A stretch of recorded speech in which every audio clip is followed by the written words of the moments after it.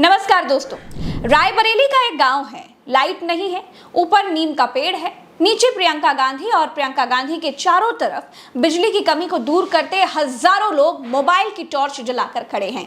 इस सब के बीच प्रियंका गांधी भाषण दे रही हैं। आपकी पुरानी परंपरा रही है, आप हमेशा लोकतंत्र के लिए लड़े हो।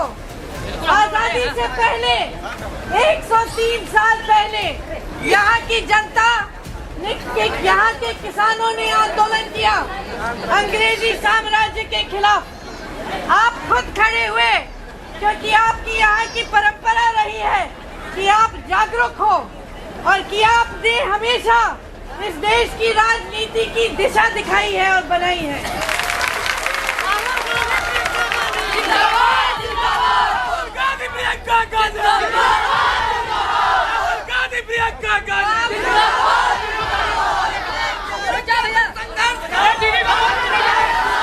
ऐसा एक नहीं, रोज दर्जनों सभाएं प्रियंका गांधी रायबरेली में कर रही हैं।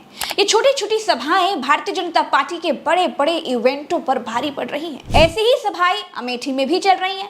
छोटी छोटी टॉर्च की ये रोशनियां मोदी के झूठ के अंधेरे को खत्म करने का काम कर रही हैं। दोस्तों, प्रियंका गांधी नरेंद्र मोदी के कद की नेता है। इनके परिवार के लोग देश के लिए शहीद हुए। ऐसी ही रैलियों में दुखद घटनाएं हुई, लेकिन प्रियंका गांधी की रात के समय गाड़ी की छत पर बैठकर गांवों में घूमते हुए इन तस्वीरों को देखिए। छोटे छोटे मंच देखिए, छोटी छोटी सभाओं में प्रियंका गांधी को सुनने आए लोगों को देखिए। एक उम्मीद है कि कुछ बदलाव होगा तो महंगाई, झूठ, नफरत से आजादी मिल जाएगी। सबसे बड़ा कायर इस देश में इस देश का प्रधानमंत्री है, जान लो ये बात। सिर्फ कायर सवालों से भरता है, सिर्फ कायर जनता से डरता है, सिर्फ कायर लोगों के मुंह बंद करने में व्यस्त रहता है, सिर्फ कायर सारी देश की संपत्ति उठा कर लेके अपने दोस्तों को देता है। तो देश में ये परिस्थिति बन गई है कि एक अहंकारी नेता जो जनता से कट चुका है, सारी नीतियां बड़े बड़े खरबपतियों के लिए बना रहा है। जनता खाई में है, दलदल में है, कोई निकालने वाला नहीं है। ये परिस्थिति है आज देश में। सबको धमका के, डरा के चुप कराया हुआ है। जो सवाल करता था सबको या तो गिरफ्तार कर दिया या मुंह बंद करा दिया किसी तरह से। इनके आसपास के जो सलाहकार हैं, अधिकारी हैं, इनसे डरते हैं। कौन बताएगा कि भाई इस 5 किलो राशन से काम नहीं बन रहा है। नरेंद्र मोदी ने कहा था कि टेम्पो भर भर कर अडानी, अंबानी, राहुल गांधी को काला धन दे रहे हैं, इसीलिए राहुल गांधी अडानी के खिलाफ कुछ बोल नहीं रहे हैं। लेकिन दोस्तों, हमारे प्रधानमंत्री का अब तक का इतिहास रहा है कि जिन बातों की वो निंदा करते हैं कि ऐसा नहीं होना चाहिए, जब मोदी सरकार में आए हैं वही किया है, बल्कि उस चीज को और भी बहुत सुनियोजित तरीके से और प्रयोजित तरीके से किया है। मोदी ने कहा था कि उद्योगपतियों से चंदा लेकर उनको टेंडर देना बंद कर देना चाहिए, ये देश के साथ धोखा है। लेकिन मोदी ने क्या किया? मोदी ने चोरी से चंदा लेने का एक कानून ही बना डाला, जिसका नाम इलेक्टोरल बॉन्ड रख दिया और दबा के चंदा लिया। उसके बदले धंधा किया। जिसने चंदा नहीं दिया उस पर एजेंसी उसे छापे मरवाए, फिर चंदा लिया। ऐसे ही मोदी ने कहा कि काला धन कांग्रेसी नहीं ला पा रहे हैं, मैं लेकर के आऊंगा, महंगाई मैं घटाऊंगा, गंगा की सफाई मैं करवाऊंगा। लेकिन किया कुछ नहीं, बल्कि एक ऐसा ब्रेन वॉश्ड वर्ग पैदा हो गया जो ये कहने लगा कि महंगाई कितनी भी बढ़ जाए हम लाएंगे तो मोदी को ही। नरेंद्र मोदी ने काला धन, गंगा सफाई वगैरह सब चीजों पर अब बोलना ही बंद कर दिया है। इन दिनों धर्म के नाम पर वोट मांग रहे हैं। बीजेपी की कहानी अयोध्या से शुरू हुई थी और मोदी इतने सालों में अयोध्या से आगे बढ़ नहीं पाए हैं। अब कहते हैं राम मंदिर को गिरा हुआ नहीं देखना चाहते हैं तो बीजेपी को वोट दो। पहले बावरी गिराने के लिए वोट दो, फिर मंदिर बनाने के लिए वोट दो, अब मंदिर बचाए रखने के लिए वोट दो। आपके बच्चों का भविष्य चूल्हे भाड़ में जाए। अब ये देश को 5 ट्रिलियन इकोनॉमी बनाने के लिए वोट नहीं मांगते हैं। अब ये देश को टॉप 3 अर्थव्यवस्था बनाने के लिए वोट नहीं मांगते हैं। अब तो अडानी, अंबानी तक को काले धन वाला कुबेर बता दिया है मोदी जी ने। अब दोस्तों, हालत ये हो गई है कि मोदी इतना झूठ बोलने लग गए हैं कि पूरे भाषण में क्या सच बोला था ये खोजना पड़ जाता है। मोदी ने कहा कि अब राहुल गांधी अडानी और अंबानी के बारे में बोलते ही नहीं हैं, क्योंकि राहुल गांधी को अडानी, अंबानी ने टेम्पो भर भर कर काला धन दे दिया है। मोदी का ये भाषण भी झूठा निकला। राहुल गांधी की कुछ रैलियों का भाषण निकाला है, मोदी के झूठ पर बहुत भारी पड़ रहा है। देखिए जरा ये शाहजादे घोषित करें कि इस चुनाव में ये अंबानी अडानी से कितना माल उठाया है, काले धन के कितने बोरे भर करके रुपये मारे हैं। आपको निर्णय लेना है, या अदानी की सरकार बनानी है, मोदी की सरकार बनानी है, मोदी और अदानी जी की, या फिर किसानों की बनानी है, गरीबों की बनानी है। हिंदुस्तान का धन लेकर इन्होंने 22 लोगों के जेब में डाला, अदानी अंबानी इन लोगों के जेब में।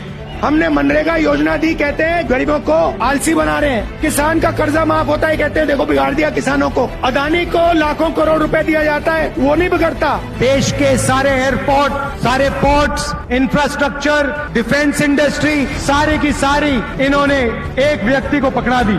अदानी जैसे लोग हैं जिनकी आंख आपकी जमीन पर, आपके जंगल पर और आपके जल पर है, और ये नरेंद्र मोदी जी के खास मित्र। राहुल गांधी और प्रियंका गांधी ने हमेशा नरेंद्र मोदी को ईंट का जवाब पत्थर से दिया है, और यही कारण है कि आज मोदी अपना कॉन्फिडेंस खो बैठे हैं। राहुल गांधी और प्रियंका गांधी दोनों ने इस पर जवाब दिया है, और देखिए कि पूरी Bharatiya Janata party multinational company, उस पर कांग्रेस के दो भाई बहन किस तरह से भारी पड़ रहे हैं। मोदी जी थोड़ा सा घबरा गए क्या? नॉर्मली आप बंद कमरों में अदानी जी अंबानी जी की बात करते हो, पहली बार आपने पब्लिक में अदानी अदानी अंबानी बोला, और आपको ये भी मालूम कि ये टेम्पो में पैसा देते हैं। क्या ये आपका पर्सनल एक्सपीरियंस है क्या? एक काम कीजिए, सीबीआई ईडी को इनके पास भेजिए ना, पूरी जानकारी करिए, इंक्वायरी कराइए, जल्दी से जल्दी कराइए, घबराइए मत मोदी जी। और मैं देश को फिर से दोहरा के कह रहा हूं, जितना पैसा नरेंद्र मोदी जी ने इनको दिया है ना, उतना ही पैसा हम हिंदुस्तान के गरीब लोगों को देने जा रहे हैं। आज ये कह रहे हैं, भाषण में इन्होंने आज कहा है कि राहुल जी अडानी अंबानी का नाम नहीं ले रहे हैं। अरे वाह, रोज तो लेते हैं, रोज हम इनकी सच्चाई आपके सामने इनका खुलासा करते हैं। रोज हम आपको कहते हैं कि बड़े खरबपतियों की इनके साथ गांठ है। सारे कर्ज इन्होंने इनके माफ किए 16 लाख करोड़ रुपए। यहाँ उत्तर प्रदेश में जहाँ इनकी सरकार है, केंद्र में भी और प्रदेश में भी, यहाँ के किसान 1-1 लाख रुपए के लिए आत्महत्या कर रहे हैं। उनके लिए एक कर्ज माफ नहीं हुआ, 1 रुपए का। नरेंद्र मोदी ने पिछले 10 साल में जिस तरह से अरेगेंसी वाले रवैये के साथ सत्ता चलाई है, और जिस तरीके से अभी भी मुसलमानों को ऐसे टारगेट करते हैं जैसे भारत में रह रही है 21% आबादी के वो प्रधानमंत्री है ही नहीं, ये उनके कट्टर स्वभाव पर मुहर लगाती है। प्रधानमंत्री तो सबका होता है, पूरे देश का होता है, तो फिर प्रधानमंत्री खुलेआम अपने देश की 21% जनसंख्या को बहुसंख्यक आबादी के वोट के लिए अलग कर देते हैं। ये दुराव या अलगाव अगर स्वर्ग का भी प्रधानमंत्री करे ना, तो भी प्रज्ञा मिश्रा बीच चौराहे पर खड़े होकर उसका विरोध करेगी। लेकिन एक बात ये सच है कि मोदी जी के इस बड़े भ्रष्टाचार के खुलासे ने कहीं ना कहीं पूरी भारतीय जनता पार्टी में और पूरी सरकार में हड़कंप मचा कर रख दिया है। लोग परेशान हैं, बिल्कुल भयभीत हैं। लोगों को लग रहा है कि अपनी हार को देखकर, घबराकर नरेंद्र मोदी तो अपनी आंख की पुतली, अपने जिगर के कलेजे के टुकड़े, अपनी परछाई को अगर कुर्बान कर सकते हैं तो हम क्या चीज हैं? हमारी आहुति तो पहले दे दी जाएगी। नरेंद्र मोदी वोट के लिए बहुत बुरी तरीके से बौखला गए हैं।